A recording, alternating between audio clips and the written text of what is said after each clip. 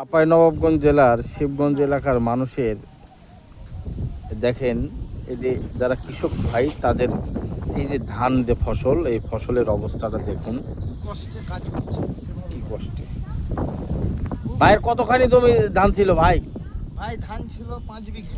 5 বিঘা। এই ধান টিকটু কতটুক? মানে এই ধান ভাই গরুকে সব খাইয়ে দেবো, ধান বাদ হয়ে গেছে, গেজে গেছে। এগুলা ধান মানুষে খাইতে পারবে না।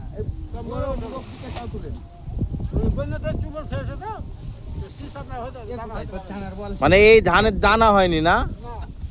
দানা কম, আর যে কয়টা হয়েছে গেজে গেছে। এই যে অবস্থা। কিন্তু পানিতে কমে আবার বাড়া শুরু করতে, বন্যা কি আবার হবে নাকি? আহারে, কৃষকের কি অবস্থা।